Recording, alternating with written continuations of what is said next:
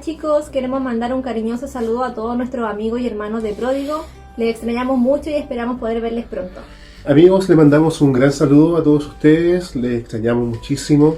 Esperemos en algún momento juntarnos, abrazarnos y ahí, no sé, quizás hacer algo más espectacular, un asado, no sé. Se me ocurre. Así que le mandamos un gran saludo, que el Señor les bendiga y esperamos que nos volvamos a reencontrar. Que estén bien. Chao, chao. Chao. Hola Iglesia Pródigo, los saludo en el amor del Señor. Espero que este domingo sea un domingo muy bendecido. Quiero enviarle un especial saludo a las mamitas que son parte de la iglesia y a todas las mamitas que están viendo esta transmisión. Espero que esta palabra nos sirva de aliento para poder fortalecernos y depender más de Dios. Un saludo gigante les envío desde el norte de Chile. Los extraño un montón. Y bendiciones a todos. Chao. Hola hermanos, junto a Juan le mandamos un saludo a cada uno de ustedes. Sabemos que ha sido un tiempo difícil, que no podemos estar juntos, no podemos reunirnos, sin embargo tenemos la certeza de que Dios está en control de todo lo que pasa en nuestras vidas. Les mandamos un abrazo gigante y esperamos que pronto podamos reunirnos y abrazarnos nuevamente. Chao. Saludos. ¿Cómo están hermanos de la Iglesia Pródigo? Les saludamos en el amor del Señor. Sabemos que este tiempo ha sido un tiempo difícil, pero también ha sido un tiempo de esperanza, de saber de que Dios tiene el control de todas las cosas que pasan en nuestra vida. Así que mantengámonos firmes, continuemos participando de las actividades de nuestras iglesias y que el Señor pueda ser glorificado en este tiempo. Ánimo hermanos, vamos a seguir juntos caminando en esta jornada de continuar con la misión de Dios aquí en Valparaíso. Que el Señor les bendiga, que los llene de fortaleza y de paciencia en este tiempo. Un gran abrazo, que el Señor les llene de bendiciones. Olá, hermanitos, hermanitas de la Iglesia Pródigo. Yo soy Mónica y estoy muy feliz por hablar con ustedes ahora. Yo estoy en Brasil, yo soy brasileña y yo quería hablarles que aquí en Brasil hay personas que están con miedo de salir a las calles por causa del virus y todo más, como todo el mundo está pasando, ¿no? Pero que quiero decirles algo que muy me encanta, que es el poder de nuestro Dios, ¿sí? En Salmo 24:1, la palabra nos dice que al Señor pertenece la tierra y todo que en él hay. Entonces, todo el poder, toda la fuerza están en las manos de nuestro poderoso Dios. No hay virus, no hay enfermedad, no hay nada que está fuera de sus poderosas manos. Entonces, hermanitos y hermanitas, quédense tranquilos, porque luego todo eso pasará y nosotros tenemos a un grande Dios a quien buscar en la hora de la dificultad, ¿sí? Perdóname el español, ¿sí? Hace mucho que no hablo, pero me encanta mucho hablar con ustedes. Pastor Amos, Mariana, un abrazo a ustedes, a todos los hermanos. Estoy muy feliz por estar aquí con ustedes. Besitos, bendiciones.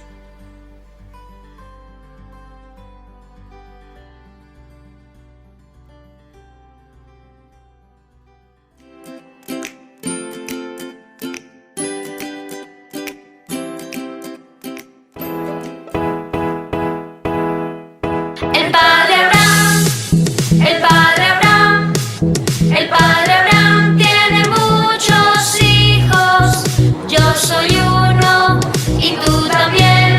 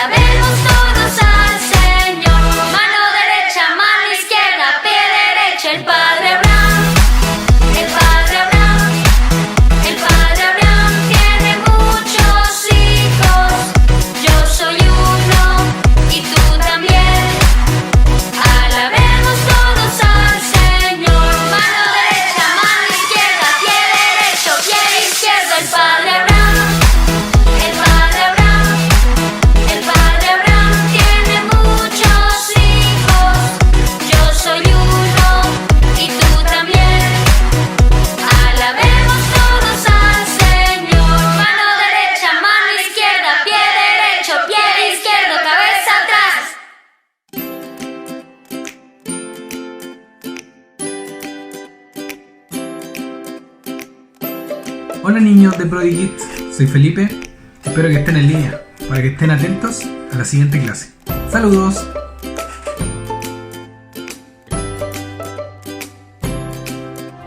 La impresionante promesa de Dios. Abraham vivía en Harán. Un día Dios le dijo: Abraham, quiero que abandones Harán y vayas a otra tierra. Pero no le dijo a dónde iría. Confía en mí, le dijo Dios.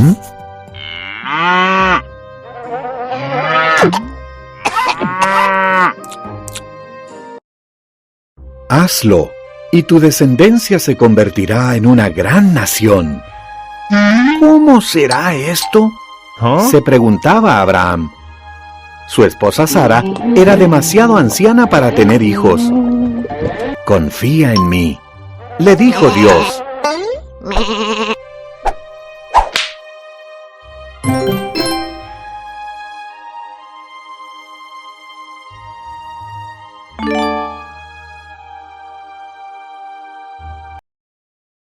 Ve a donde te digo, y tendrás más descendientes que las estrellas del cielo.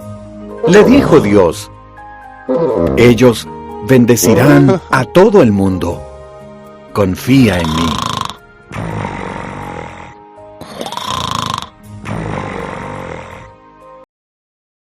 Así que Abraham confió en Dios.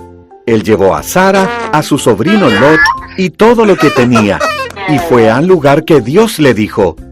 Fue a la tierra de Canaán.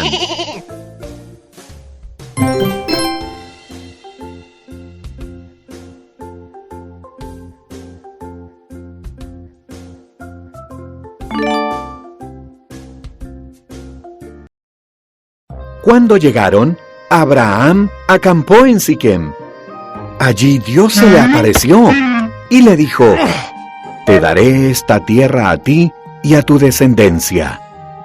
Abraham construyó un altar en ese lugar.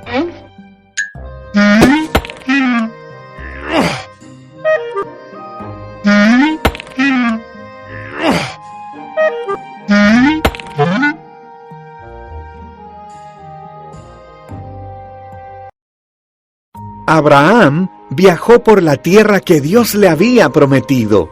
Estaba feliz de haber confiado en Dios. Así que construyó otro altar y dio gracias a Dios por todo lo que Él le había prometido.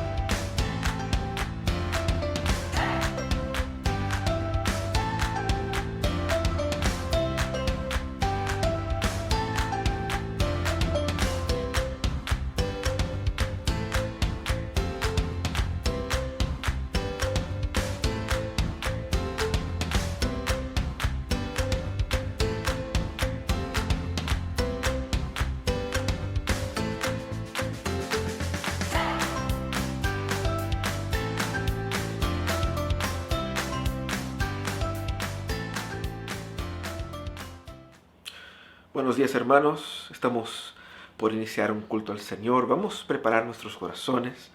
Une a su familia ahí en la sala de su casa. Prepara todo para que podamos unirnos a través de esta conexión a adorar al Señor. Estamos iniciando un momento donde nuestra familia se une a las diversas familias. Es aquí por la región de Valparaíso y en el mundo donde podemos adorar al Señor.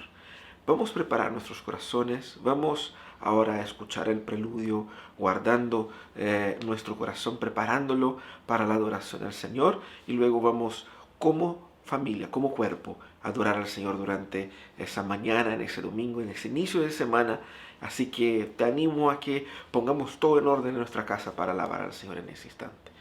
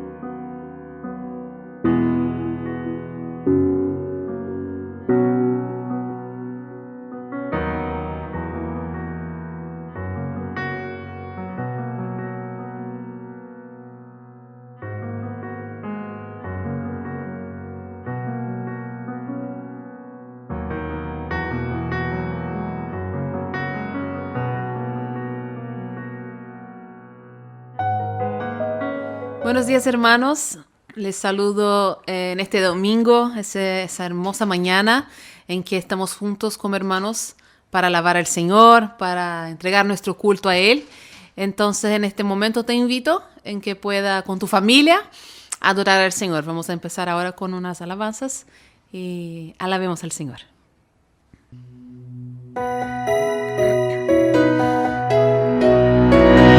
Ciegos ven tu gloria, sordos oyen tu voz, ojos corren hacia ti, mudos cantan de tu amor, muertos resucitan,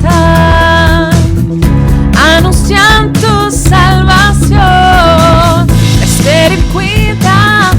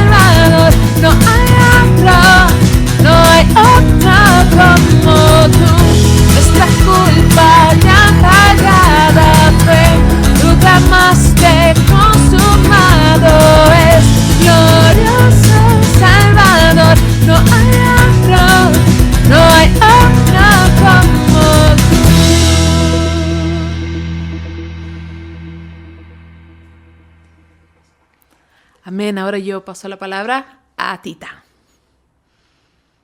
Gracias, Mari. Buenos días, hermanos. Vamos a tener ahora la lectura de un texto bíblico. El texto está ubicado en el primer libro de Crónicas, capítulo 16, versículos 7 al 36. Nosotros leemos la versión NBI, pero usted puede seguir la lectura en la versión que tenga en casa. Primero de Crónicas 16, versículos 7 al 36. Dice la palabra del Señor.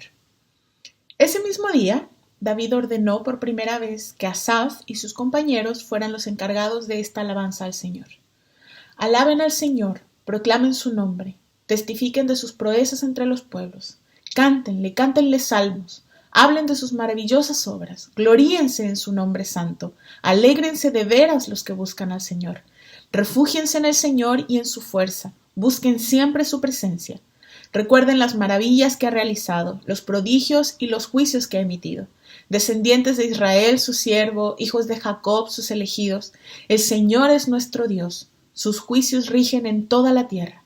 Él se acuerda siempre de su pacto, de la palabra que dio a 1000 generaciones, del pacto que hizo con Abraham y del juramento que le hizo a Isaac, que confirmó como estatuto para Jacob, como pacto eterno para Israel. A ti te daré la tierra de Canaán como la herencia que te corresponde, cuando apenas eran un puñado de vivientes, unos cuantos extranjeros en la tierra. Cuando iban de nación en nación y pasaban de reino en reino, Dios no permitió que los oprimieran. Por amor a ellos advirtió a los reyes, no toquen a mis ungidos, no maltraten a mis profetas. Que toda la tierra cante al Señor, proclamen su salvación cada día. Anuncien su gloria entre las naciones y sus maravillas a todos los pueblos, porque el Señor es grande y digno de toda alabanza, más temible que todos los dioses. Nada son los dioses de los pueblos, pero el Señor fue quien hizo los cielos. Esplendor y majestad hay en su presencia, poder y alegría en su santuario. Tributen al Señor, familias de los pueblos, tributen al Señor la gloria y el poder. Tributen al Señor la gloria que corresponde a su nombre. Preséntense ante Él con ofrendas. Adoren al Señor en su hermoso santuario. Que tiemble ante Él toda la tierra. Él afirmó el mundo y éste no se moverá. Alégrense los cielos y regocíjese la tierra. Digan las naciones, el Señor reina. Que resuene el mar y todo cuanto contiene. Que salte de alegría el campo y lo que hay en él. Que los árboles del campo canten de gozo ante el Señor, porque Él ha venido a juzgar a la tierra. Alaben al Señor porque Él es bueno y su gran amor perdura para siempre. Díganle, sálvanos, oh Dios, Salvador nuestro. Reúnenos y líbranos de entre los paganos, y alabaremos tu santo nombre, y nos regocijaremos en tu alabanza. Bendito sea el Señor Dios de Israel, desde siempre y para siempre. Y todo el pueblo respondió, amén, y alabó al Señor. Alabemos a nuestro Dios a través de una oración. Padre amado, misericordioso y clemente, te alabamos, Señor, te damos la gloria y la honra que solo tú mereces. Te alabamos, Señor, exaltamos tu nombre. Damos la gloria, Señor, al Creador, al Dueño, al origen de todas las cosas.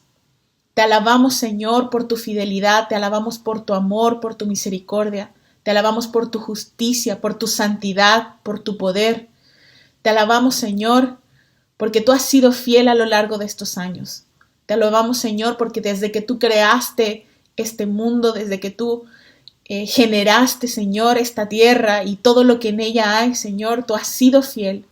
Tú has sido clemente, tú has sido misericordioso con cada una de tus criaturas, Señor. Te alabamos, Padre, porque tú has sido tan bueno con nosotros, Señor.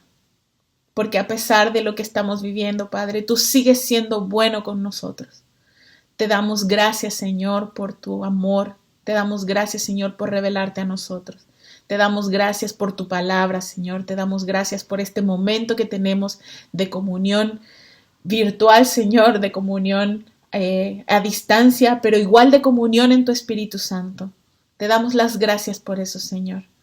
Queremos que todos los pueblos te alaben, Señor. Queremos que todas las naciones estén con nosotros ahora alabando tu nombre, cada día alabando tu nombre, Señor. Queremos que todos se enteren de tu grandeza, de tu poder, Te adoramos, Señor. Te adoramos porque es la única respuesta que podemos tener ante tu poder, ante tu infinitud, ante tu grandeza. Gracias, Señor, por darte a conocer a nosotros. Gracias, Señor, por permitirnos adorarte. Gracias, Señor, por el privilegio de rendirte un culto. Recibe este culto, Señor, en esta mañana como una ofrenda para ti, como una ofrenda de gratitud, como una ofrenda de adoración. Te alabamos en el nombre de Jesucristo, nuestro Salvador. Amén. Hermanos, vamos a continuar con nuestro culto online. Ahora Dani y David nos van a guiar en una alabanza.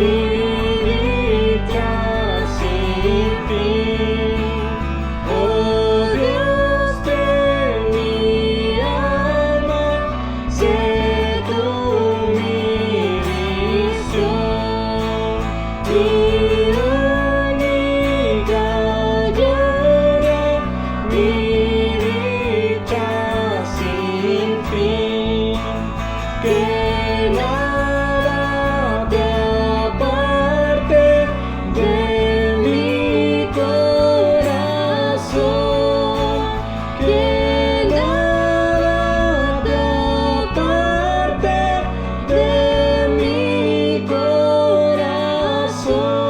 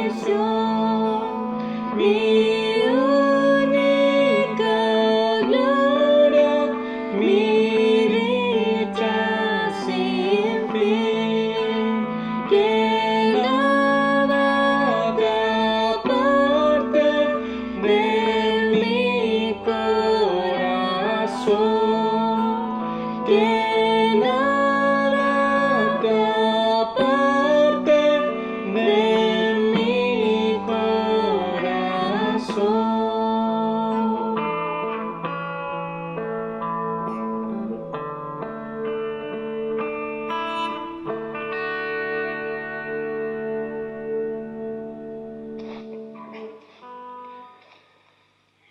Padre bendito, te alabamos, Señor, te adoramos, Dios, porque tú eres grande, porque tú eres misericordioso, porque tú nos has dado tu amor infinito, Señor, a pesar de nuestra miseria, a pesar de nuestro pecado.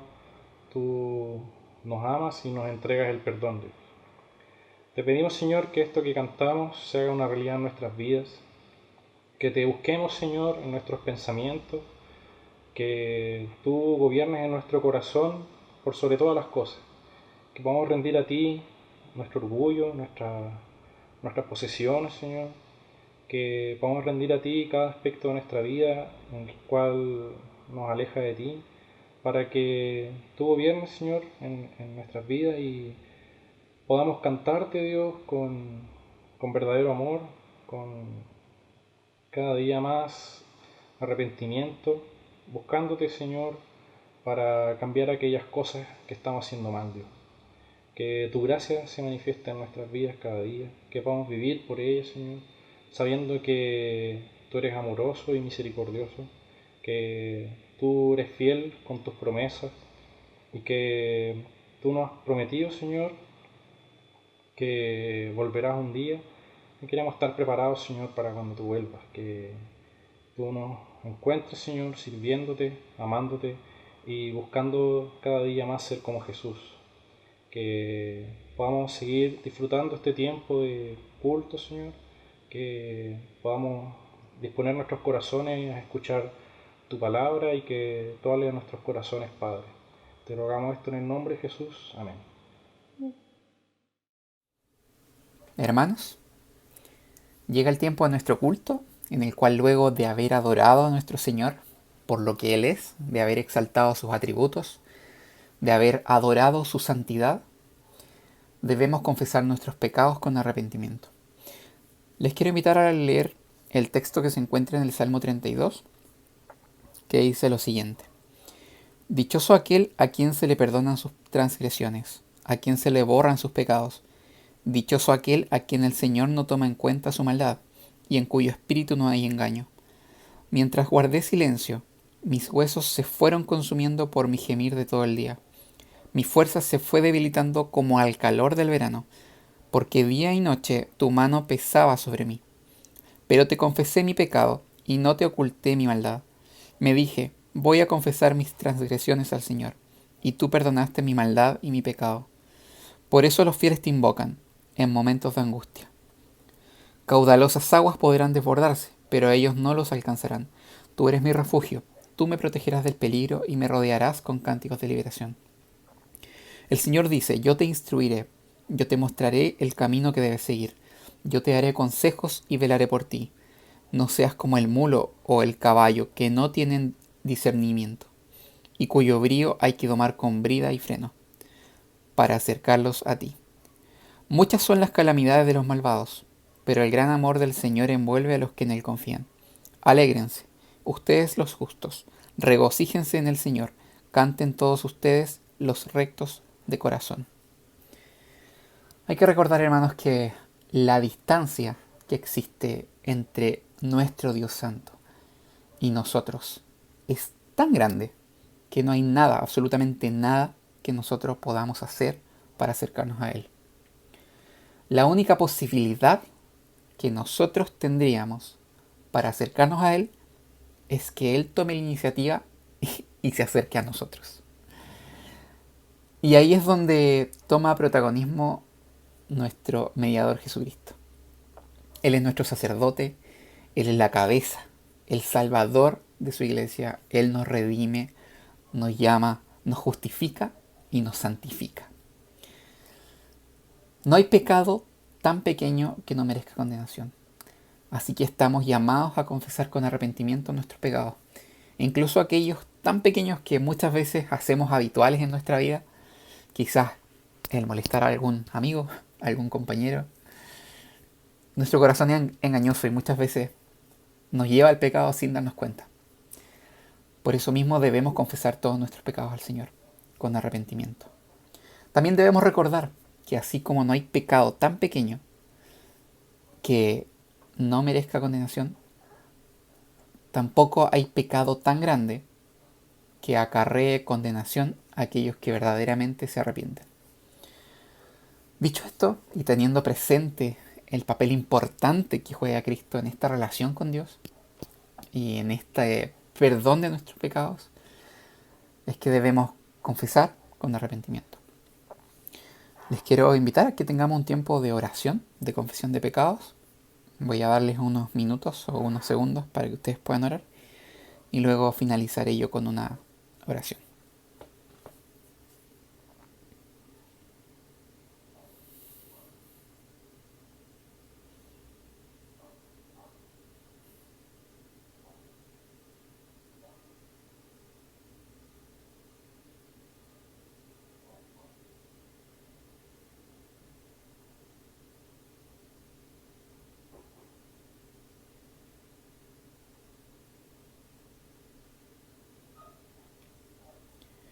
Amado Padre Eterno, nos acercamos ante ti en oración, Señor, primeramente reconociéndote como nuestro Dios, como nuestro único Dios, como aquel Dios que nos amó de tal manera que entregó a su Hijo para morir por nosotros, para acercarnos y adoptarnos como hijos suyos.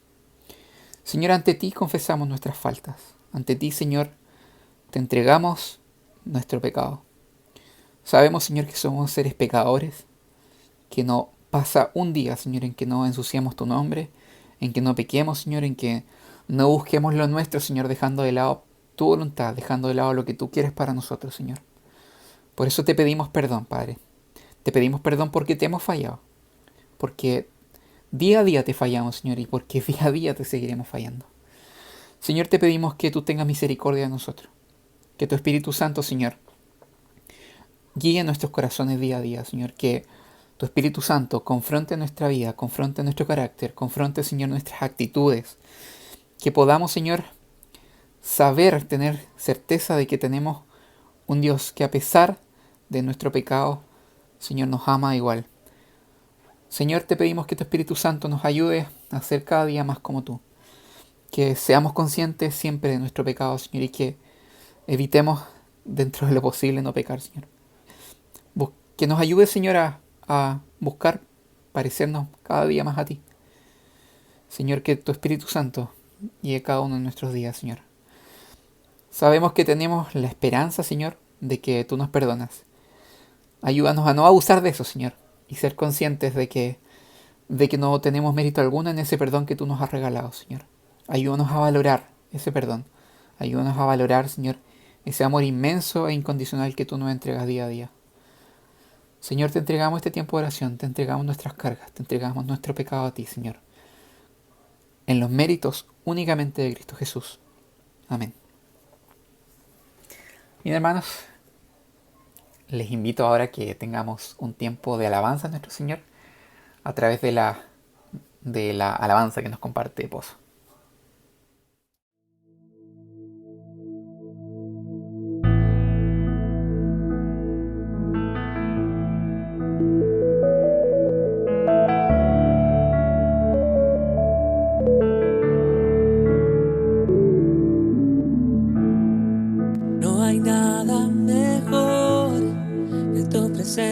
Señor, ¿quién podrá comparar tu gracia y amor? Tu presencia, Dios.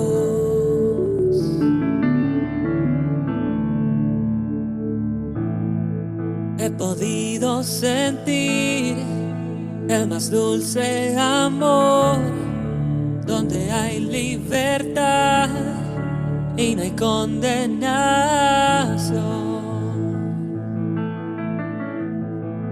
Tu presencia, Dios. Santo Espíritu, ven hoy aquí, inúndanos, queremos más de ti. Tu gloria, Dios, hoy anhelamos ver.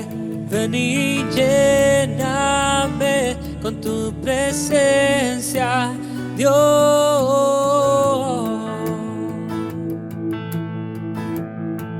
Tu presencia, Dios.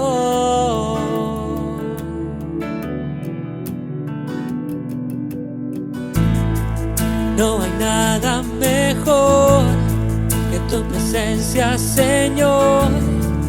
¿Quién podrá comparar tu gracia y amor? Tu presencia, Dios.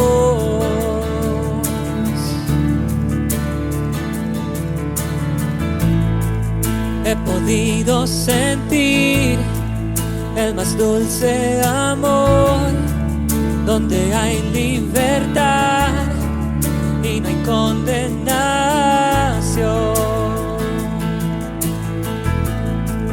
Tu presencia, Dios.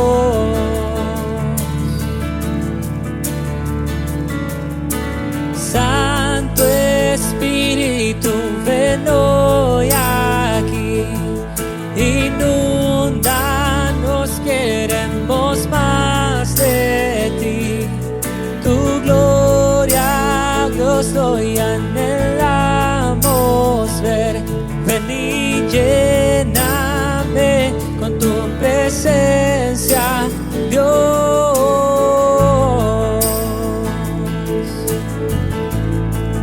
Tu presencia, Dios.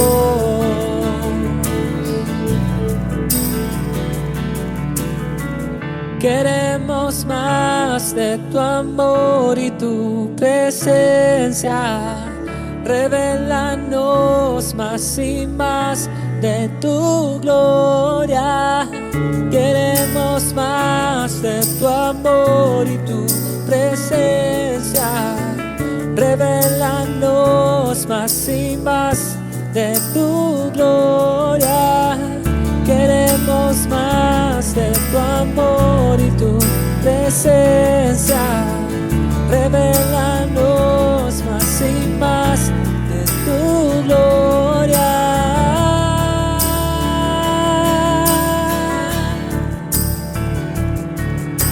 Santo Espíritu, ven hoy aquí, inúndanos, queremos más de ti. Tu gloria, Dios, hoy anhelamos ver. Ven y lléname con tu presencia, Dios.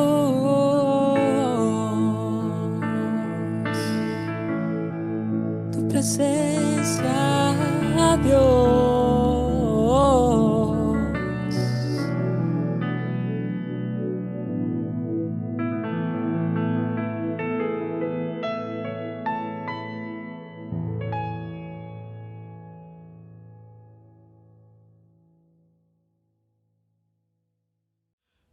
Hola hermanos, vamos a pasar al momento de reflexión. Les invito a todos ustedes que tengan una lectura bíblica conmigo. Usted puede abrir su Biblia ahí en el Evangelio de Marcos, en el capítulo 2. Vamos a leer los versículos 13 al 22. Marcos, el capítulo 2, los versículos 13 al 22 en la Nueva Versión Internacional. Así dice la palabra de Dios. De nuevo salió Jesús a la orilla del lago. Toda la gente acudía a él y él les enseñaba. Al pasar, vio a Leví, hijo de Alfeo, donde éste cobraba impuestos. Sígueme, le dijo Jesús. Y Leví se levantó y lo siguió. Sucedió que, estando Jesús a la mesa en casa de Leví, muchos recaudadores de impuestos y pecadores se sentaron con él y sus discípulos, pues ya eran muchos los que lo seguían. Cuando los maestros de la ley, que eran fariseos, vieron con quién comía, les preguntaron a sus discípulos: y éste come con recaudadores de impuestos y con pecadores. Al oírlos, Jesús les contestó: no son los sanos los que necesitan médico, sino los enfermos. Yo no he venido a llamar a justos, sino a pecadores. Al ver los discípulos de Juan y los fariseos, y que los discípulos de Juan y los fariseos ayunaban, algunos se acercaron a Jesús y le preguntaron: ¿cómo es que los discípulos de Juan y los fariseos ayunan, pero los tuyos no? Jesús les contestó: ¿acaso pueden ayunar los invitados del novio mientras él está con ellos? No pueden hacerlo mientras lo tienen con ellos. Pero llegará el día en que se les quitará el novio, y ese día sí ayunarán. Nadie remienda un vestido viejo con un retazo de tela nueva. De hacerlo así, el remiendo fruncirá el vestido y la rotura se hará peor. Ni echa nadie vino nuevo en odres viejos. De hacerlo así, el vino hará reventar los odres y se arruinarán tanto el vino como los odres. Más bien, el vino nuevo se echa en odres nuevos. Vamos a orar para que el Señor nos bendiga en esa meditación. Cierra sus ojos. Vamos a orar pidiendo la gracia al Señor para entender ese mensaje. Señor amado, estamos nosotros reunidos como iglesia, Señor, en un culto de adoración a ti, en ese domingo preparado, separado para tu adoración. Tu palabra está abierta delante de nosotros. Te pido, Señor, que ella pueda ser un instrumento de bendición a cada hermano que está conectado ahora en ese momento. Da, Señor, gracia y paz en nuestros corazones. Ilumínanos, Señor, y que esa exposición sea profundamente bendecidora para todos nosotros. En el nombre de Jesús es que oramos. Amén y amén. Bueno, hermanos, nosotros estamos en una serie llamada Días Mejores. Estamos estudiando el Evangelio de Marcos, y el autor del Evangelio de Marcos va mostrando Jesús y mostrando el desarrollo del ministerio de Jesús y las actitudes de Jesús. Es muy interesante que muchas de las cosas que Jesús hace son algo polémicas. Decisiones que uno dice, bueno, ¿de dónde sacó esto? ¿O por qué hizo esto? Es similar, no es igual obviamente, pero cuando nosotros comparamos a los entrenadores de fútbol, tengo que hablar de eso porque estamos en cuarentena y estamos privados de los deportes y no hay cómo no pensar en eso. Y por lo tanto he visto algunos documentarios sobre fútbol y uno ve la labor de muchos de esos entrenadores profesionales y hombres que tienen que tomar decisiones y tienen que elegir jugadores y tienen que a veces tomar decisiones en un momento muy crítico y con mucha presión, y uno dice, ¿por qué hizo esto? ¿O por qué llamó a este jugador? ¿O por qué organizó el equipo de esta manera? Y no lo entendemos. La cosa es que aún así, cuando nosotros vemos los resultados, podemos juzgar si estas decisiones fueron efectivamente o no las mejores. Y aún sin entender, no dejamos la condición de críticos. Nosotros evaluamos y decimos, pero ¿cómo no pudo llamar a este jugador? ¿Cómo no pudo hacer esto? Y yo creo que de cierta manera pasa algo parecido en el primer siglo con Jesús. Muchos estaban ahí como que críticos a lo que Jesús estaba haciendo. No críticos de una manera negativa en el sentido de desconstruir solamente, obviamente que sí, pero algunos estaban así como que evaluando todas sus acciones.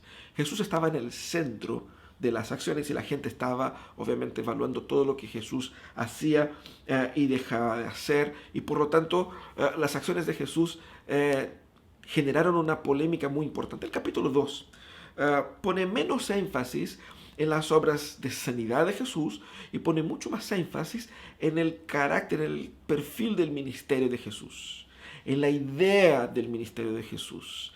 Y los milagros pasarán a un segundo plano. Las tácticas de Jesús es lo que llama la atención en el capítulo 2. La primera táctica que vemos ahí en el inicio del capítulo, en lo que predicamos la semana pasada, donde Jesús sana, en vez de sanar a un enfermo en primer lugar, Jesús le perdona los pecados. Es una estrategia de Jesús para mostrar a la gente que estaba ahí quién era Él y a qué apuntaba su ministerio. Ahora nosotros tenemos a Jesucristo con una movida, con una acción que efectivamente era bastante polémica, sigue siendo polémica incluso para nuestros días, que es el momento en donde Jesús llama a un hombre que era considerado, o que era un cobrador de impuestos, que era un tipo que trabajaba en la recaudación de impuestos. Y eso quizás para nosotros sería así como que, ¿y cuál problema? ¿Cierto?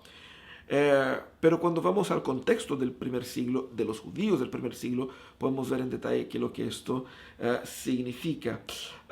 Jesús estaba ahí en Capernaum todavía, y Capernaum era una ciudad que tenía su importancia tributaria por ser un camino especial de tráfico entre las mercancías de aquel momento.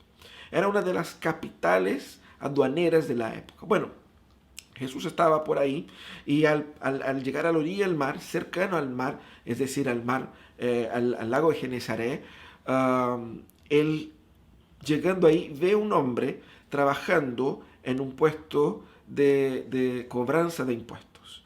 Básicamente era una aduana, ¿cierto? Tenemos que entender un poco el contexto de estas personas. El impuesto era cobrado, tanto el impuesto a la renta, el impuesto a la propiedad, pero también tenía el impuesto de importación, es decir, de transitar con la mercancía por la región.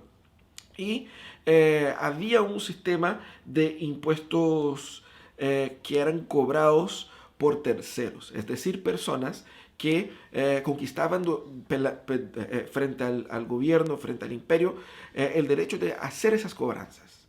Entonces ellos tenían esa autoridad para cobrar el impuesto de las mercancías de las personas que traficaban por ahí.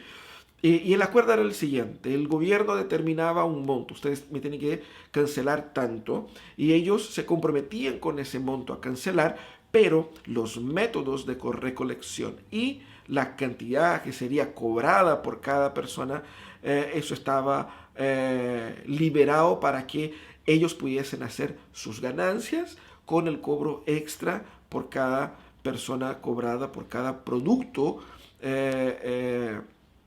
cobrado en esos controles aduaneros. Entonces tenemos a Leví. Leví era un judío. También es conocido como Mateo. Normalmente la gente en aquella época tenía dos nombres, ¿no? Mateo y Leví es la misma persona. El autor del Evangelio de Mateo es esta persona acá. Era un judío, pero fíjense que él era un judío que trabajaba cobrando impuestos para Roma, sacando provecho de los conciudadanos suyos, de los demás judíos, y por lo tanto era considerado por los maestros de la ley, por los fariseos, por aquellos que eran líderes de la religión, como una persona non grata, literalmente. Era una persona al margen. Lo llamaban de infiel, lo llamaban de impuro, lo consideraban una persona sin salvación, sin derecho a participar de los encuentros en la sinagoga, en el templo, porque era una persona que estaba al margen. De hecho, los mismos fariseos, que era una secta de los judíos, una secta que surgió unos 300 años antes de esta época, y que significa los separados.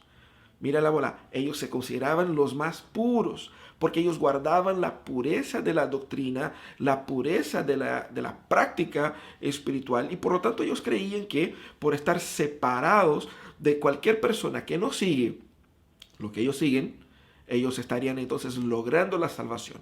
Y todos, no solamente los que son judíos, todos aquellos que siendo judíos son como ellos, estos sí son salvos. Aquellos que aún siendo judíos no son como ellos, es decir, no siguen no solamente la ley de Dios, pero no siguen las tradiciones tal como ellos las enseñan, estas personas también son consideradas impuras y son personas con las cuales no se debe relacionar. Entonces Jesús sabe que Leví pertenece a un grupo de personas que por su profesión, que por su opción de vida ha sido considerado por la religión y por ende es el pensamiento social común. La gente no solamente tenía esa visión religiosa con relación a los cobradores de impuestos, pero tenía una visión práctica, es decir, el tipo sacaba plata sacando dinero de la gente más pobre, de sus propios conterráneos, la gente de su propia tierra. sirviendo a un imperio pagano que adora a dioses paganos. Entonces era una persona que efectivamente no gozaba del mayor apoyo de la ciudadanía. Por lo tanto, tenemos a este hombre, y ese hombre está trabajando, está ahí en el puesto donde se cobraba impuestos. Y Jesús pasa por ahí y lo llama para ser su discípulo. No obstante el asombro de este llamado, está también la pronta decisión de seguir a Jesús y abandonar este lucrativo puesto de trabajo muy difícil de conseguir, sobre todo si uno lo deja, o sea, era un camino sin vuelta. Él lo deja y sigue a Jesús. Jesús, para completar el escándalo popular, Jesús no solamente lo llama, sino que accede a ir a una fiesta a su casa. Entonces Leví hace o arma una fiesta, un carrete con sus amigos, también conocidos como pecadores, como impuros, los demás cobradores de impuestos, personas que no eran del grupo de la religión. Y Jesús va ahí, participa en una fiesta con ellos. El ir a la casa, el comer juntos en aquella época, significaba asociarse con esta persona. Significaba una cercanía, una amistad, significaba convalidar incluso sus acciones en la mentalidad de algunos. Por lo tanto, Jesús está ahí presentándose con sus discípulos en la casa de una persona donde los fariseos ni soñarían participar, y los fariseos están mirando todo ese espectáculo y dicen, pero eso no puede, este hombre no puede ser considerado un profeta, no puede ser considerado un maestro de Dios, porque mira con quién anda. Eso a los ojos de los fariseos descalificaba a Jesús. Y Jesús obviamente les explica por qué hace todo eso. Y al final de este texto, como vimos, otras personas le preguntaron, pero además, usted que come con estos pecadores, ustedes no tienen la práctica del ayuno como nosotros que ayunamos. Ellos ayunaban al menos 2 veces a la semana, los fariseos. Y Jesús va y les contesta de una manera profesoral, de una manera profundamente clarificante. Explica el significado de su conducta a la luz de su carácter. Ese texto todo es un texto muy interesante, un texto muy conocido, pero que a la vez nos llama atención a algo que Jesús está mostrando y Marcos está destacando desde el inicio, que es el real poder del Evangelio de Jesús. El real poder del Evangelio de Jesús. ¿Por qué? Porque cuando pensamos en el poder del Evangelio de Jesús, podemos pensar en milagros. Pero Marcos quiere mostrar el poder del Evangelio de Jesús no en los milagros, sino que en la táctica de Jesús, al demostrar su propósito en el mundo, al demostrar su propósito ministerial, al seleccionar personas que no serían normalmente seleccionadas para ser discípulos, a participar con personas que normalmente los líderes judíos no participarían, a tomar ciertas actitudes que son complicadas de explicar para aquellos que están tan inmersos en la religión y que no pueden ver con claridad quién es Dios. Aquí vemos el real poder del Evangelio. Y el real poder del Evangelio se manifiesta primero en lo que vemos ahí en el primer punto, el poder del Evangelio para transformar historias. Porque pensemos en esa historia, en el llamado de Leví. Leví estaba ahí trabajando y él no tenía perspectiva futura de llegar a ser un discípulo de un rabino. Pero nunca. Eso no pasaría. Él tenía manchado su historia. Su currículum estaba definitivamente manchado, marcado por ser un hombre que cobraba impuestos, por ser un enemigo de su pueblo, por ser un traidor, por ser un hombre que se asociaba con gente que no buscaba con sinceridad, según la óptica de los fariseos, de los más religiosos de la época, que no buscaba con sinceridad a Dios. Por lo tanto, él estaba al margen de la religión. Esa era su situación. Esta cobranza de impuestos tenía todo un impacto emocional también en las demás personas. Porque es frustrante verse defraudado en sus bienes, sobre todo por una persona de su mismo pueblo. Por lo tanto, el rechazo a la figura de Leví era un rechazo por parte de los religiosos de una perspectiva muy muy ciega en cuanto a la ley de ellos, a la interpretación de la ley de ellos, pero por parte de las personas era un rechazo social bastante visible, bastante palpable. Era una persona que no gozaba del apoyo social, pero Jesús va y se acerca. Jesús es quien va. No es Leví quien pide ser discípulo de Jesús, es Jesús quien va. Pero fíjense que Jesús va hacia Leví y Leví prontamente responde. Vemos aquí en ese llamado de Jesús a Leví que aún siendo considerado una persona impropia, una persona inadecuada para caminar con Jesús, Jesús va hacia él y le llama. Así vemos que el poder del Evangelio está en esta gracia que puede ver a la persona por detrás de la máscara del status quo social, por detrás de su pasado o por detrás de sus pecados o por detrás de su historia. La gracia trasciende todo eso y la gracia viene a redimir personas, sea cual sea su pasado. La gracia viene y llama a personas, no por su mérito, que era el pensamiento de los judíos, sino que por únicamente la voluntad del Dios que llama. Fíjense ustedes, los judíos tenían dificultad en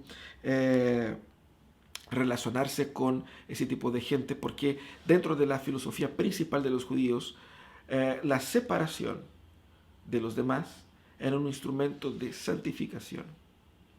Por lo tanto, mientras más ellos hacían hincapié en que no debían juntarse con ellos, mientras más se separaban, se alejaban de ellos, más santos ellos se consideraban.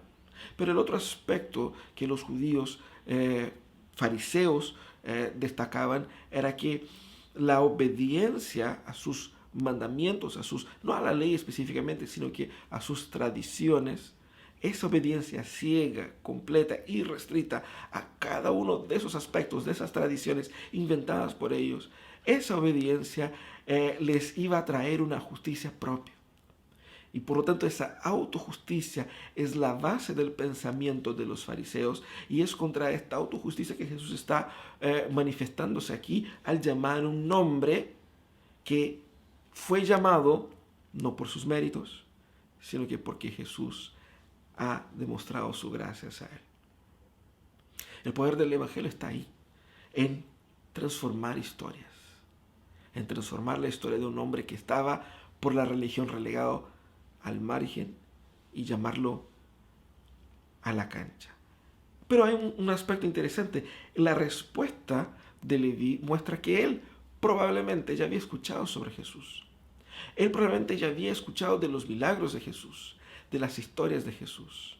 Y seguramente en su corazón había creído que Jesús era lo que decía ser. Había en el corazón de Leví una predisposición. Por eso la pronta respuesta es interesante. Porque ¿qué es lo que hace Leví? Leví deja todo. Él deja su trabajo. El Evangelio de Lucas pone más detalles en eso. Leví abandonando, dejando todo, no al fin del día, no después de sus labores, no después al fin de mes. Leví deja todo para seguir a Jesús. Los demás discípulos que trabajaban en la pesca, ellos tenían la posibilidad de, pasado algunos días, si no funciona eso de ser discípulo de Jesús, ellos podrían volver al negocio familiar. Pero Leví no tenía esa posibilidad. Y además el negocio de Leví era sumamente lucrativo. Y por lo tanto podemos imaginar que era un puesto ambicionado por otras personas también, que no había sido fácil de conseguir y que había tenido un costo social muy importante que él hubiera estado pagando por bastante tiempo. Por lo tanto, lo que él deja hacia atrás no es menor en lo financiero, no es menor en su trayectoria. Por lo tanto, él deja atrás toda una carrera, toda una profesión, toda una historia para seguir a Jesús, mostrando la disposición de su corazón. Esta gracia que llama, que transforma historias, esa gracia también implica en el compromiso de uno en abrazar esa historia que Dios está haciendo en nuestras vidas. A veces hablamos de gracia simplemente como un regalo, pero gracia también es vista en la palabra de Dios como un compromiso. Leví se compromete con esta gracia, porque ¿qué es lo que hace la gracia? Te llama a comprometerte. Hay mucha gente que quiere la gracia del Señor, la transformación, la vida que da el Señor, pero no quiere el compromiso. El compromiso es la respuesta natural de la comprensión del tamaño de la salvación. Y eso es lo que hace Leví. Es así como la gracia transforma las historias, entrando en nuestras vidas y provocando en nuestras vidas una transformación como al entender el tamaño de la salvación y al lanzarme a esta salvación con todo lo que tengo y a comprometerme de corazón, de lleno a esto. Pero Leví sigue a Jesús y lo primero que hace es una fiesta.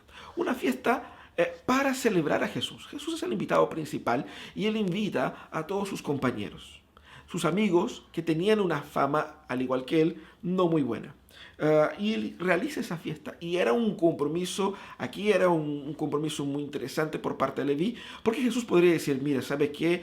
Te llamo a ti, pero ese tipo de celebración como que me va a hacer ver mal. Jesús claramente no tenía ningún problema en verse mal a los ojos de aquellos hombres que estaban ahí para juzgarlo. Porque Jesús tenía muy en claro lo que estaba haciendo. Entonces Jesús va a esa fiesta. Eso implica en asociarse íntimamente con esas personas. Algunos podrían decir que es una forma de convalidar sus acciones, de considerarles sus amigos personales. Y eso es lo más interesante, porque lo que dice el texto es que Jesús fue a la casa de Leví y comía con estos hombres, con estas personas, pero dice que había muchos recaudadores de impuestos, pues ya eran muchos los que le seguían. Es decir, había muchas personas que estaban siguiendo a Jesús y que no eran del grupo social típico de los religiosos. Vemos entonces que Jesús claramente era aceptado por ese grupo, no por transar sus valores, todo lo contrario. Jesús no transaba sus valores y Jesús era muy concreto en eso, muy duro en eso, pero a la vez estos hombres veían en Jesús una puerta accesible a Dios. Dios se les había sido impedido, o Dios había sido alejado por los fariseos de ese grupo de personas. Los fariseos habían enseñado a toda la población y a ellos mismos de que ellos no tenían acceso a Dios porque ellos eran impuros por la profesión que ellos tenían, por el estilo de vida que ellos tenían, y por lo tanto ellos no podían saber nada de Dios, no podían acercarse a Dios ni conocer a Dios. Pero aquí aparece Jesucristo hablando de Dios, acercándose a ellos. Dios entra en la fiesta de los pecadores por amor a los pecadores. Mientras que los fariseos se alejan de este tipo de convivencia por amor a sí mismos. Jesús entonces va a esta casa y celebra con ellos, y come con ellos, y comparte con ellos, no solamente él, pero también sus discípulos, aquellos discípulos que ya habían sido llamados por Jesús, como vimos en el capítulo 1. Entonces Jesús va y pese a todo eso, él se expone. Ahí entonces los discípulos son cuestionados. Fíjense que no es cuestionado Jesús, son los discípulos que son cuestionados por los fariseos. Vienen los religiosos judíos y preguntan a los discípulos, no preguntan, sino que lanzan, ¿no? Ese tipo de afirmación perniciosa que les llama a criticar su maestro, que los invita a cuestionar ahí qué es lo que están haciendo ellos, y dicen, este es el hombre que ustedes están siguiendo, que come con ese tipo de gente. En otras palabras, oye, ustedes andan mal, ¿eh? Mira con quién anda el jefe de ustedes. Mira lo que el jefe de ustedes anda haciendo. Lo más interesante es que Jesús no permite que los discípulos respondan, pero responde él. Y Jesús responde porque la afirmación fue maliciosa. Y Jesús responde con ironía, pero una ironía santa, una ironía muy, muy fina. Y dice, bueno, los sanos no necesitan médicos, sino los enfermos. Así que no viene a llamar los justos, sino pecadores. Mira lo que Jesús dice ahí. Primero, la palabra pecadores, que es utilizada aquí, no se refiere a pecadores en un término general, todos somos pecadores, pero los judíos entendían pecadores a todos aquellos que no seguían estrictamente la ley como ellos. Por lo tanto, incluso Jesús y los discípulos eran considerados pecadores. Y ellos al considerarse justos, entendían que tenían una primacía, tenían una prioridad ante Dios. Jesús va y dice, bueno, es que no tiene sentido lo que están haciendo, pues, ¿quiénes son los que más necesitan de Dios? Los pecadores. Pero si ustedes no se consideran pecadores, ustedes no tienen parte ni arte conmigo. Y dice, y ahí muestra la naturaleza de su ministerio. Bueno, si el médico trabaja solamente con los que están sanos, su función es nula.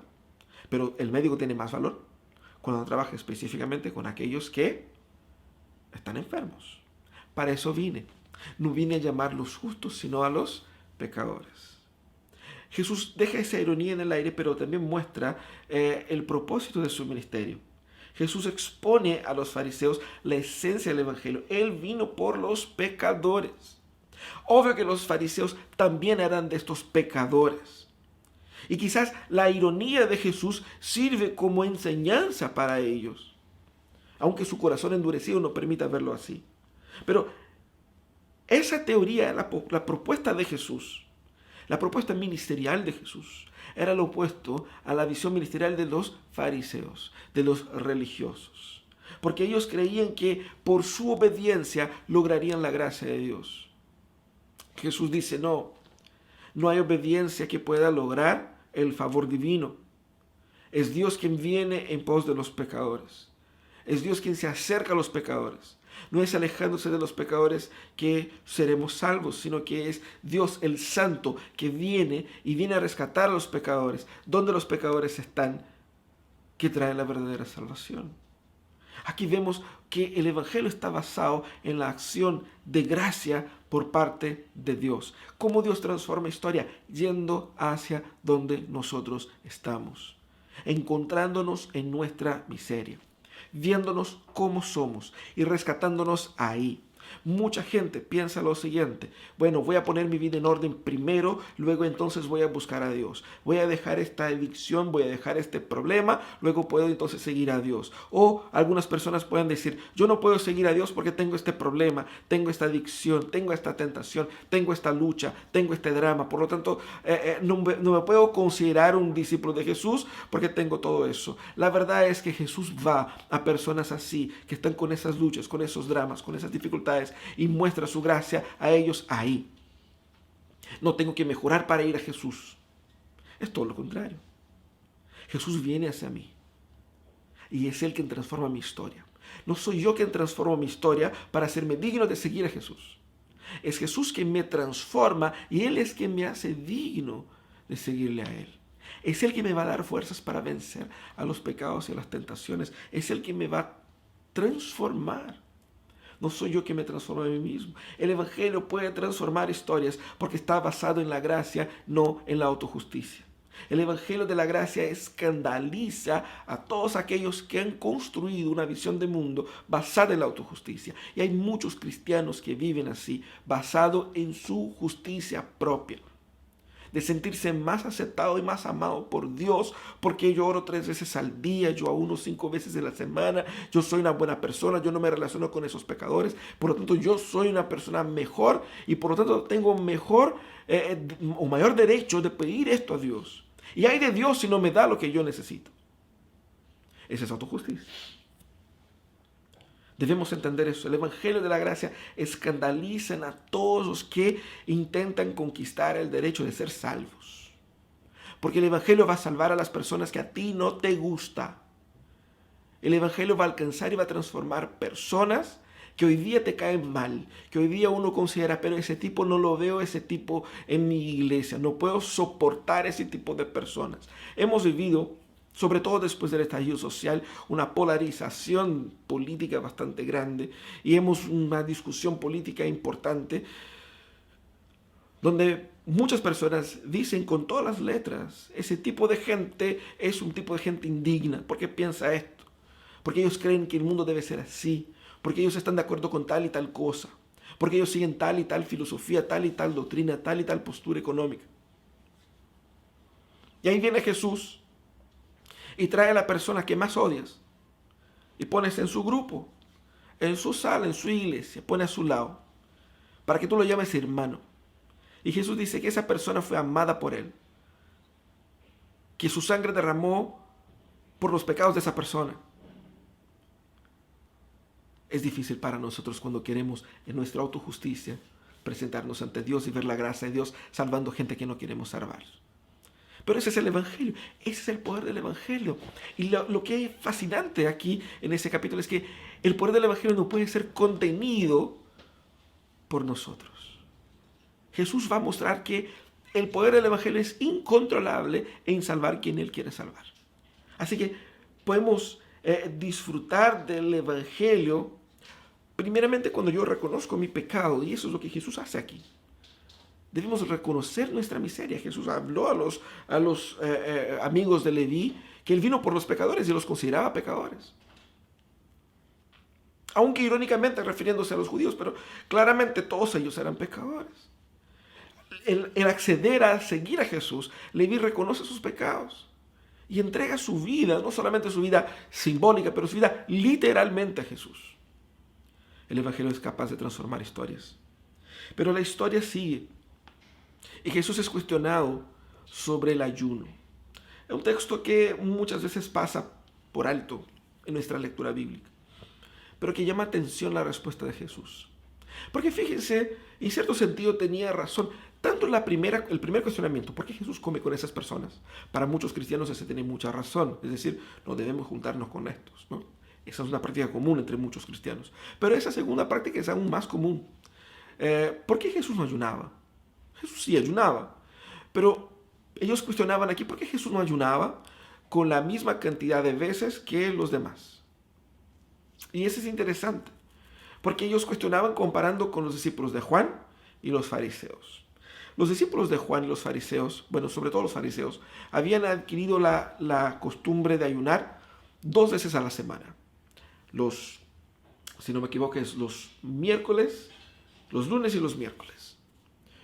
Entonces ellos ayunaban 2 veces a la semana, pero el ayuno de ellos, el no comer, no era simplemente algo, como puedo decir, oculto, algo piola, sino que el ayuno que ellos realizaban era un ayuno bastante evidente. Se notaba en la cara, hacían así como toda una escena para que la gente los notara ayunando. Era obviamente un lucirse de su espiritualidad. Bueno, lo segundo es que el ayuno bíblicamente en el Antiguo Testamento estaba ordenado e indicado para una vez al año, el día de la expiación. Ese era el día del ayuno. Entonces, bíblicamente solo había ese día para ayunar. Pero los judíos añadieron esta práctica como que para hacer ver su gran piedad, su gran demostración de santidad y de pureza. ¿Cierto? Bueno, uno va a decir, ya, pero está bien con que puedan ayunar. ¿Cuál problema de que ayunen? El tema es que cobraban a Jesús una muestra de mayor piedad. Lo que estaban haciendo es decir, ustedes comen con los pecadores, ustedes son glutones. Y como glutón, ustedes son menos a una autoridad espiritual sobre las personas. ¿Cómo pueden ser ustedes querer enseñar a aquellos que ayunan más que ustedes? Que son más piadosos que ustedes, que no comen con pecadores como ustedes, que no tienen entre sus filas personas que son de esta línea, de esa chusma. Esa es la crítica que se está haciendo a Jesús. La respuesta de Jesús no pudo ser más interesante. Lo que ellos estaban cuestionando es la espiritualidad de los seguidores de Jesús. Y lo que Jesús va a mostrar es que el poder del Evangelio está en redefinir nuestra relación con Dios, porque es eso lo que el Evangelio hace, redefine nuestra relación con Dios. Y es interesante porque ellos cuestionaban la relación que Jesucristo y sus discípulos tenían con Dios en cuanto a la piedad. Y aquí vemos los discípulos siendo cuestionados y Jesús también, y Jesús va y da 2 respuestas. La primera respuesta es muy interesante. Él dice ahí en el versículo 18, dice el versículo 19, ¿acaso cómo es que acaso pueden ayunar los invitados del novio mientras él está con ellos? No pueden hacerlo mientras lo tienen con ellos. ¿Qué hace Jesús ahí? Lo que hace Jesús es utilizar una metáfora de la boda En una boda, no como las de nuestros días que duran un par de horas, que tiene una fiesta que adentra la noche y ahí se termina, las bodas en el Antiguo Testamento, en el periodo del primer siglo, duraban toda una semana. Por durar toda una semana tenía una fiesta y mientras el novio estaba ahí, era momento de fiesta. La gente celebraba, la presencia del novio era la causa de la fiesta, era el motivo de la alegría. Jesús utiliza esa comparación intencionalmente porque Él se posiciona como el novio y la iglesia como su novia. Y por lo tanto, Él era la causa de la alegría de los discípulos. Y mientras Él está ahí, el reino se hace presente y trae salvación, gracia y transformación. Eso es lo que Jesús está hablando. De eso Jesús está hablando aquí. Hace comparación también con lo que había en el Antiguo Testamento. La referencia entre Dios y su pueblo como Dios el novio, su iglesia la novia. Entonces Jesús apunta a eso acá y dice que no tiene sentido para los discípulos la celebración. ¿Por qué? Porque Él está ahí. ¿Qué significa? Significa que Jesús es la causa de la alegría de los discípulos. Más, la espiritualidad de los discípulos está centrada en la identidad y la persona de Jesús. Estamos hablando de una espiritualidad cristocéntrica. De eso estamos hablando acá. Cristo está mostrando para aquellos hombres que toda la espiritualidad humana debe estar centrada en la identidad de Jesús, en quién es Jesús. Eso es lo que Jesús está hablando. Por lo tanto, tenemos aquí una muestra bastante importante de cómo el Evangelio cambia nuestra relación con Dios. Porque muchos imaginan su relación con Dios como: yo obedezco a ciertas reglas, luego Dios me acepta. Yo me dedico en ciertas prácticas, luego Dios me acepta. Pero no es lo que Jesús está mostrando acá. Nuestra relación con Dios tiene que estar centrado primeramente en la figura de Jesús. Jesús estaba presente, por lo tanto me alegro. Eso es lo que Jesús está hablando.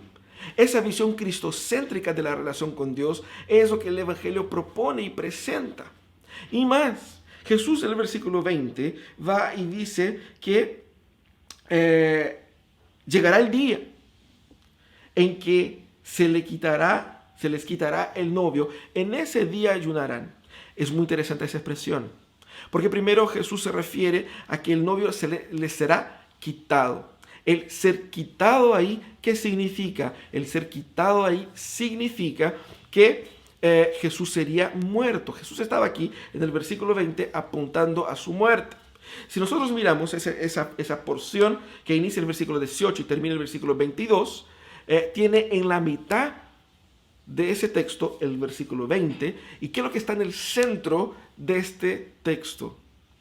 La muerte sustitutiva de Jesús. La muerte de Jesús por nosotros. Esa muerte de Jesús es el centro de nuestra relación con el Señor. Más, vemos que en el Antiguo Testamento el ayuno estaba asociado al día de la expiación. ¿Qué es lo que es la muerte de Jesús para nosotros? El pago por nuestros pecados. Por lo tanto, llegará el día donde Cristo sí morirá por nuestros pecados. Y esa muerte, en ese momento, seremos llamados a una reflexión de arrepentimiento, de quebrantamiento, de ayuno. Eso es lo que Jesús está hablando. La muerte de Jesús es la expiación por los pecados. Por lo tanto, la muerte de Jesús es la causa para el ayuno futuro. Pero mientras tanto, mientras Jesús está con ellos, ellos tienen muchos motivos para alegrarse. Pero Jesús va más allá y expande el significado con dos metáforas breves pero muy interesantes. Jesús utiliza la metáfora del remendo en una ropa vieja con un paño nuevo. Él dice, si se pone un remiendo en una ropa vieja, pero con un retazo de tela nueva, ¿qué es lo que va a pasar? La tela nueva con el tiempo se va a achicar, que ese es el proceso natural de la tela. Y al achicar va a romper la cosedura y por lo tanto se va a echar a perder la ropa. Luego Jesús compara con los vinos como se guardaban en aquella época. se guardaban los vinos en algo llamado odres. Los odres son recipientes de cuero de cabra y que el vino se guardaba ahí y con el tiempo el vino expandía. Y la piel de la cabra, como nueva todavía el odre, expandía también, tenía esa elasticidad. Pero el poner vino en odres viejos, el odre ya estaba expandido, ya estaba en el límite de su elasticidad. Y el vino expandiría aún más y echaría a perder, explotaría y echaría a perder el odre y por lo tanto se derramaría todo el vino. ¿Qué es lo que Jesús está hablando? ¿Qué tiene que ver esto del vestido, del remiendo, del odre, del vino? ¿Qué está hablando Jesús? Jesús está hablando de que todo el pensamiento de estos hombres con relación a su espiritualidad no encaja con lo que Jesús está presentando, no se encaja con el Evangelio. Ellos están viendo la relación de ellos con Dios meramente a la luz de una espiritualidad muerta, de una religiosidad inventada por ellos mismos. ¿Qué es lo que Jesús quiere acá? Jesús quiere mostrar que el Evangelio es algo que renueva nuestra relación con el Señor y no puede ser reinterpretado a la luz de las viejas estructuras legalistas que los fariseos estaban imponiendo por sobre el pueblo. No había una síntesis de ambas. No había cómo encajar Jesús en la lógica espiritual legalista de los fariseos. Por lo tanto, debiese abandonar toda una lógica de espiritualidad y abrazar la lógica del Evangelio de Jesús por entero.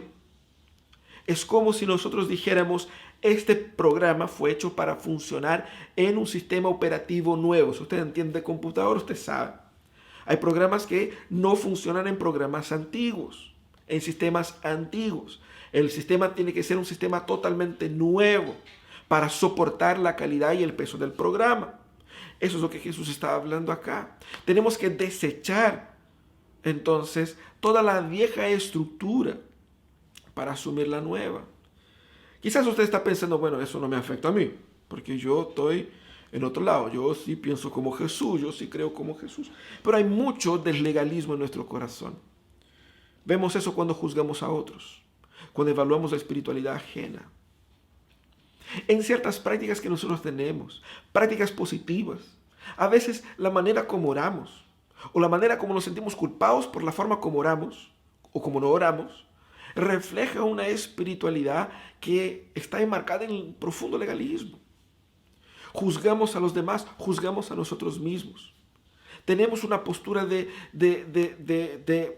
relacionarnos con Dios basado en nuestro desempeño y no basado en la figura central de Jesucristo. Es por eso que la gracia de Jesús sigue a escandalizarnos, sigue a escandalizar tanta gente. Porque no pueden admitir que la gracia pueda salvar a estas personas. Y la pregunta es: ¿por qué no? Se te salvó a ti. Y uno inconscientemente va a decir: no, pero yo hice por merecer. Porque yo me he esforzado, yo me he dedicado, yo hice eso y eso otro.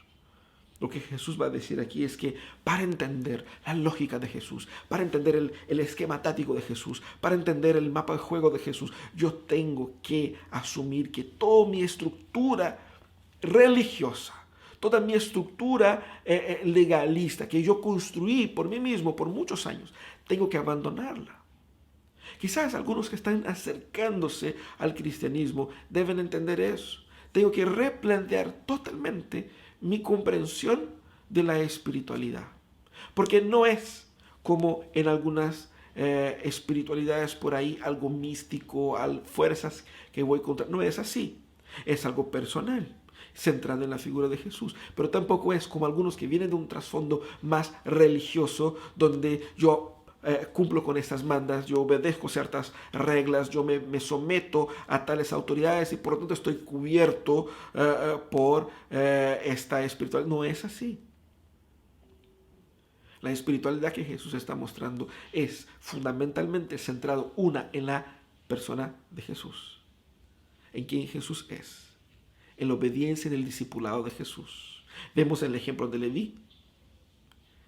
Él no cuestionó su calidad. Él no preguntó, pero Jesús, es que yo soy cobrador de impuestos, ¿y qué piensas tú sobre eso? ¿Y qué es lo que van a pensar los demás?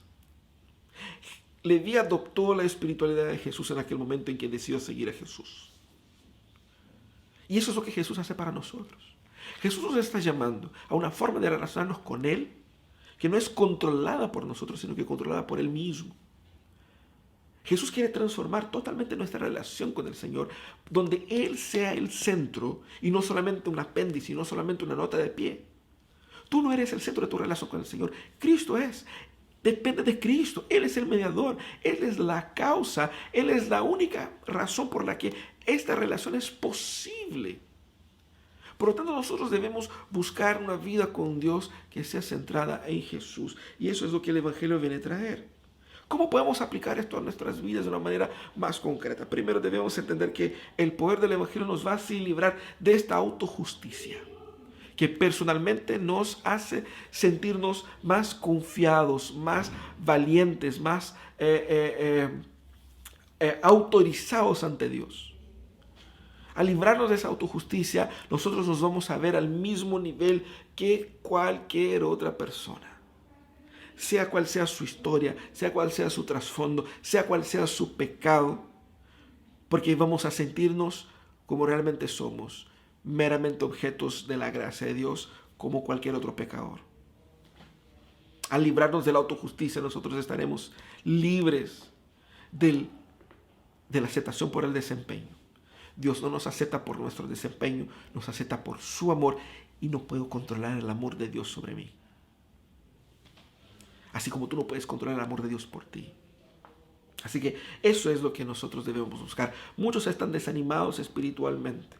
¿Por qué? Porque se han puesto una carga moral, una carga religiosa por sobre sí. Y no han podido dar el ancho, no que lo que el Señor pide, no han podido dar el ancho de su propia estructura espiritual, de sus propias cobranzas, de su propio legalismo. El legalismo que pusiste en el cuello es tan pesado, es tan agobiante que no doy el ancho y me siento desanimado. Y muchos por desanimarse de eso se alejan de eso. Y fíjense cómo es interesante. Usted seguramente conoce a alguien que por varios años fue la persona más santa de la tierra, que oraba con la mayor pasión, y que a la vez juzgaba a los demás por su inmoralidad, y juzgaba a los demás por su falsa doctrina, y que eran los puros en la doctrina, que eran los más santos, los más plenos de justicia. Y de repente, pasados algunos años, usted encuentra a esa persona en una vida totalmente alejada de Dios. Fue al otro extremo. No quiere saber nada más de Dios. No quiere saber nada más del Evangelio. Y tiene una visión muy amarga, una visión muy triste sobre la iglesia y los creyentes. ¿Qué pasó con esa persona? Es así como la autojusticia destruye el corazón humano. Te lleva hacia arriba y luego te tira hacia abajo. ¿Qué es lo que hace Jesús? Te libra de esta prisión, de este engaño, de la autojusticia. Porque te muestra con tu realidad. ¿Quiénes somos? No somos nada. Somos pecadores miserables que merecen el infierno. Pero Él nos quiere llamar. Él nos va a aceptar. No por nosotros, sino que por los méritos de Él. Esto es gracia. Esto es la gracia de Dios. También el poder del Evangelio puede transformar su historia, cual sea su historia. No por sus méritos ni por su desempeño, sino que por tu gracia. Pero también el poder del Evangelio se hace más visible en nuestras vidas cuando abandonamos las estructuras de espiritualidad inventadas por nosotros mismos. Vamos a vivir la espiritualidad de Dios como Dios la diseñó, en el discipulado de Jesús, en el obedecer sin entender plenamente por qué, pero entendiendo que esto lo que me pide es sumamente beneficioso para mí. Es la entrega a Jesús. ¿Por qué nos entregamos a Jesús? Porque Él se entregó por nosotros. Le debo mi vida. Le debo mi todo. No soy yo quien me salva a mí, Él me salva a mí. El Evangelio de la gracia es para todos los pecadores. Todos los pecadores. Y nosotros somos parte de ese todos. El Evangelio de la gracia no es la mera separación del pecador pero es la separación del pecado. Es la separación de nuestro pasado con el futuro que Cristo nos da. Mucho más que la separación entre nosotros y ellos. La separación principal entre yo y mi viejo yo. Esa es la separación que el pecado, que la gracia produce en nosotros, que el Evangelio produce. El Evangelio de la gracia demanda un total replanteamiento de nuestras ideas espirituales. Y yo quiero invitarte en ese momento a que haga eso. ¿Cómo estoy viviendo mi vida con Dios? ¿Será que mis oraciones sirven para que yo pueda jactarme, consciente o inconsciente en mi corazón, de que soy un buen hijo de Dios? Y no merezco el sufrimiento que estoy pasando. Vamos a cuestionar eso en nuestros corazones. Vamos a orar. Cierra tus ojos. Quisiera invitarte en una oración para que podamos pedir al Señor gracia en ese momento. Gracia y misericordia.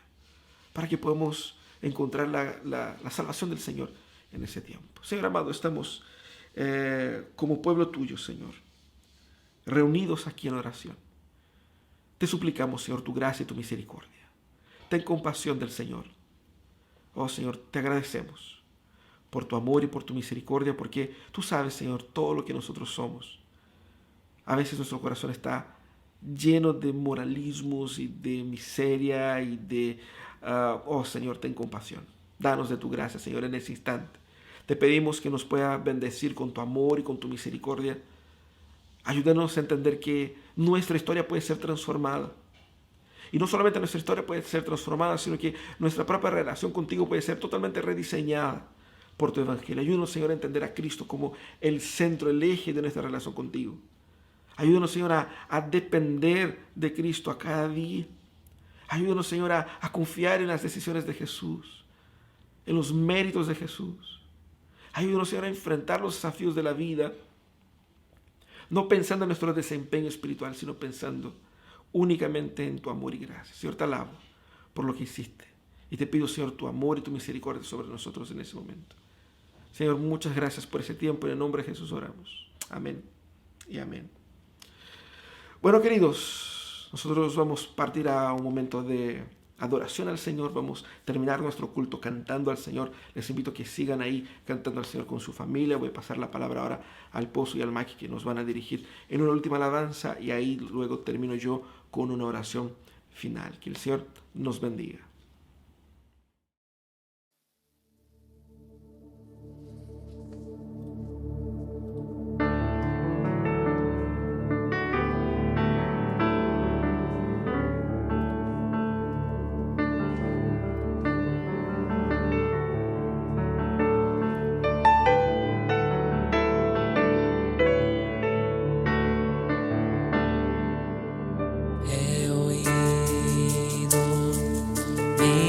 De historias acerca, como eres tú, te escucho, tu dulce voz en la noche, en mi soledad tú me dices que te agrado y nunca me dejarás, eres bueno en paz. Si eres tú, eres tú, eres tú, y soy amado por ti, como soy, como soy, como soy. He visto a muchos buscando respuestas por doquier, y todos buscamos respuestas que solo tú puedes dar, porque sabes mi necesidad antes de mi petición. Eres bueno, Padre, así eres tú, así eres tú. Si eres tú, y soy amado por ti, tal como soy, tal como soy, como soy. Y perfecta es tu voluntad, perfecta es tu voluntad, perfecta perfecta es tu voluntad para mí. Y perfecta es tu voluntad, perfecta es tu voluntad, perfecta es tu voluntad para mí. Y perfecta es tu voluntad, perfecta es tu voluntad, perfecta es tu voluntad para mí. Y perfecta es tu voluntad, perfecta es tu voluntad, perfecta es tu voluntad para mí. Eres buen Padre, si eres tú, si eres tú, si eres tú, soy amado por ti, tal como soy, tal como soy, tal como soy. Eres buen Padre, si eres tú, si eres tú, si eres tú, soy amado por ti, como soy, tal como soy, tal como soy. Eres buen, buen Padre, así eres tú, si eres tú, soy amado por ti, tal como soy, tal como soy, tal como soy.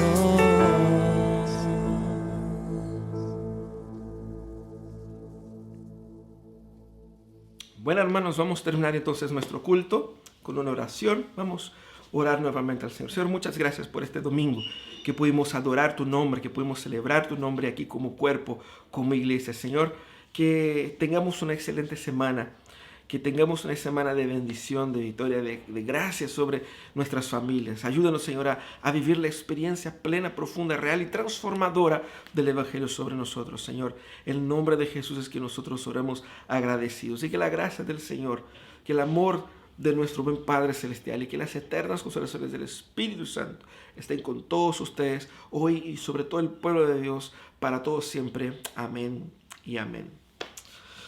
Bueno, hermanos, terminamos nuestro culto, pero no salgan de ahí.